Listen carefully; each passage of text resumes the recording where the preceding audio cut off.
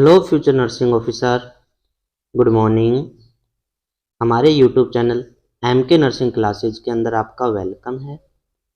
जैसा कि आपने नेक्स्ट वीडियो के अंदर देखा होगा, हमने सेल क्या होती है, सेल के कौन कौन से ऑर्गेनल्स होते हैं, इनके क्या क्या फंक्शन होते हैं, ये सब देखा है।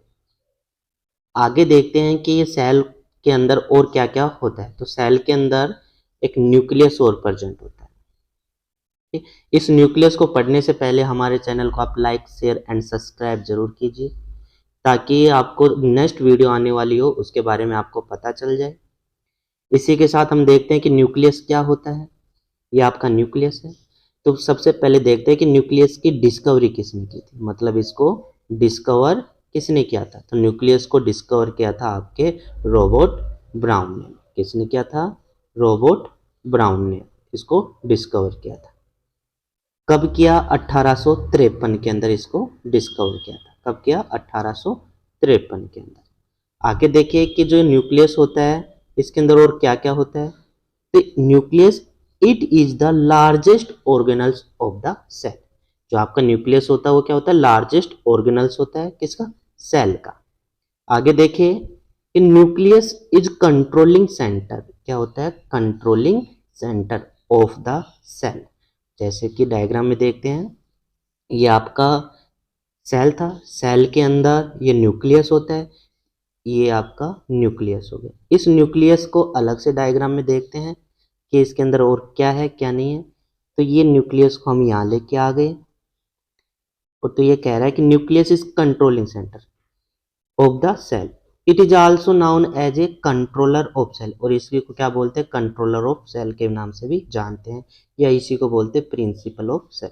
मतलब कहने का ये है कि जो सेल होती है वो सेल के अंदर जो न्यूक्लियस है, ये न्यूक्लियस क्या करता है? पूरी सेल को कंट्रोल करने का काम करता है।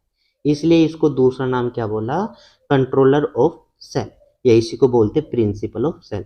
जो न्यूक्लियस कहेगा वही आपकी सेल काम करेगी। आगे देखते हैं इसके पार्ट कौन कौन से होते हैं। तो ये न्यूक्लियस हो गया आपका, न्यूक्लियस मेम्ब्रेन, जिसको बोला न्यूक्लियस मेम्ब्रेन, सबसे बाहरी वाला पार्ट हो गया।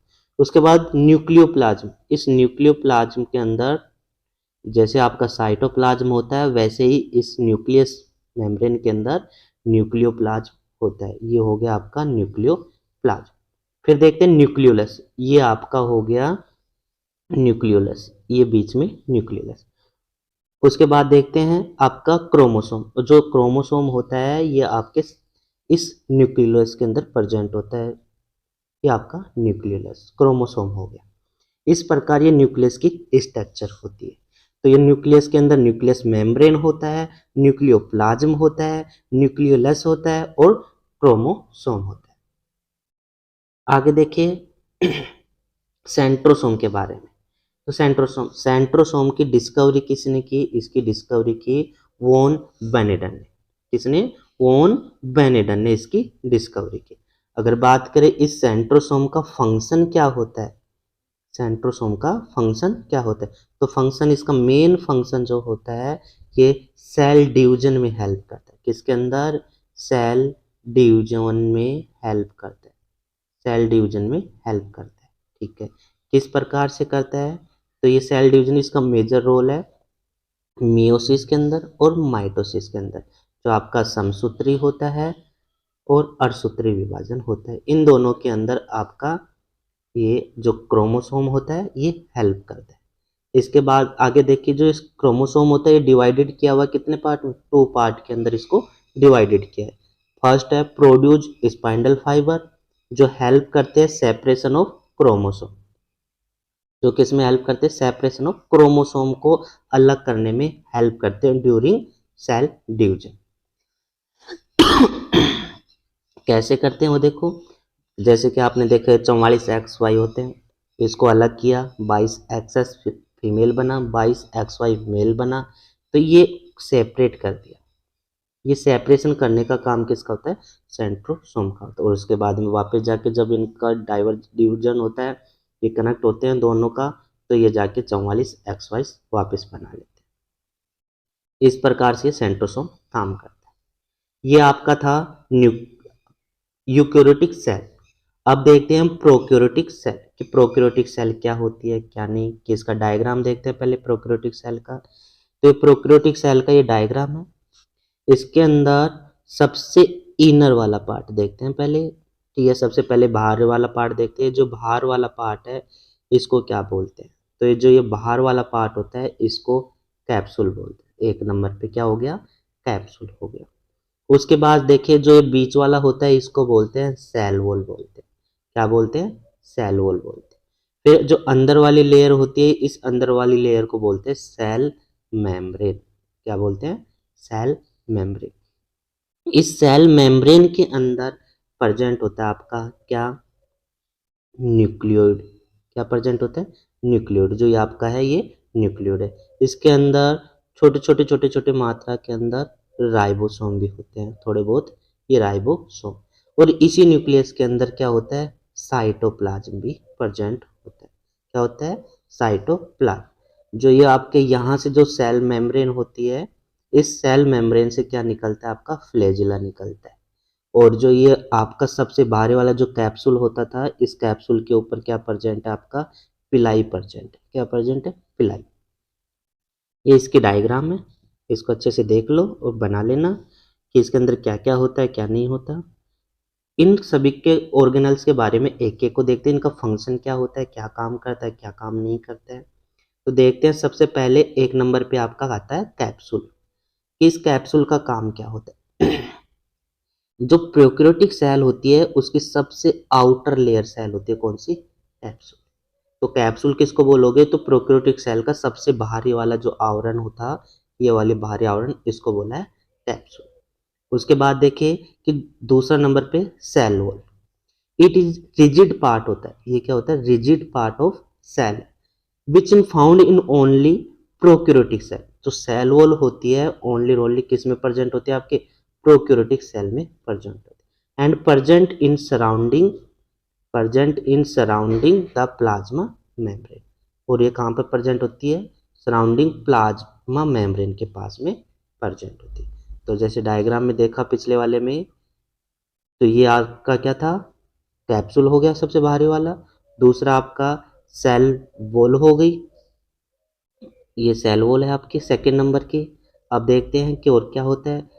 तो आपका ये सेल वॉल होता है, ये काम क्या करता है, शेप प्रोवाइड कराता है सेल के अंदर। और वो जो हेल्प करता है ग्रोथ ऑफ सेल के अंदर भी हेल्प करता है। किस कौन सी सेल के अंदर, मोस्टली आपका प्रोकैरियोटिक सेल होती है उसके अंदर। तीसरे नंबर पे देखते हैं सेल मेम्ब्रेन। तो it is found in both type of cell. जो सेल मेम्ब्रेन होती है आपकी यूकैरियोटिक के अंदर भी और आपकी प्रोकैरियोटिक के अंदर भी प्रेजेंट होती है। जो it is enclose the inferior of cell, interior of cell, interior of cell के अंदर एनक्लोज होती है। मतलब देखा होगा सेल मेम्ब्रेन, ये सबसे बाहरी वाला कैप्सूल था, इसके अंदर आपका सेल वॉल प्रेजेंट था और सेल वॉल के अंदर होती है आपकी सेल मेम्ब्रेन प्रेजेंट होती है। तो इसलिए इसको बोला इंटीरियर ऑफ द सेल। जो क्या करती है, regulate the flow of material out of the cell. जो यानी आपके मटेरियल को बाहर निकालने में हेल्प करती है। कैसे, जैसे अभी डायग्राम में देखते हैं, ये आपका बना हुआ होता है, ये इनर लेयर सेल मेम्ब्रेन, ये आपका सेल वॉल और ये आपका बाहर का कैप्सूल। ये कैप्सूल, ये सेल वॉल, ये सेल मेम्ब्रेन, और इसके द्वारा ये मटेरियल को फ्लो करके बाहर निकालने का काम करता है। इसके अंदर कुछ राइबोसोम भी प्रेजेंट होते हैं और राइबोसोम हेल्प करते हैं सिंथेसिस ऑफ डीएनए के अंदर, और यूकैरियोटिक के अंदर प्रोटीन सिंथेसिस के अंदर हेल्प करते हैं। उसके बाद देखते हैं फ्लैजिला। जो ये फ्लैजिला होते हैं, it help in the movement of cell. इसके अंदर सेल के मूवमेंट के अंदर हेल्प करता है, और जो प्रोवाइड कराता है न्यूट्रिशन ऑफ द सेल। एक तो फंक्शन हो गया मूवमेंट कराने के अंदर सेल का, दूसरा काम होता है ये न्यूट्रिशन प्रोवाइड कराता है सेल को।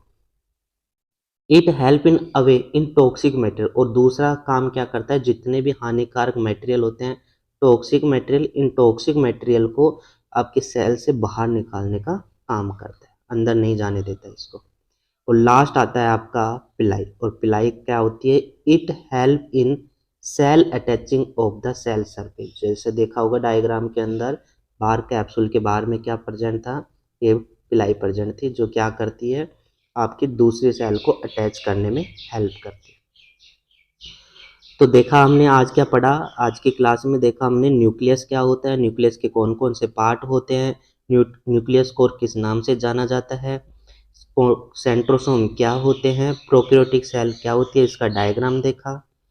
नेक्स्ट क्लास के अंदर हम इसका देखेंगे डिफरेंस क्या क्या होता है, कि difference between prokaryotic and eukaryotic cell के बारे में। अगर ये प्रोकैरियोटिक एंड यूकैरियोटिक सेल के बारे में डिफरेंस समझना है तो हमारे चैनल को आप लाइक शेयर एंड सब्सक्राइब कीजिए, और आपके जो साथ वाले जो नर्सिंग कर रहे हैं उन स्टूडेंट के पास भी आप इस वीडियो को शेयर कर सकते हो, ताकि उनको भी इसका फ़ायदा मिल सके। Thank you, thank you, thank you so much.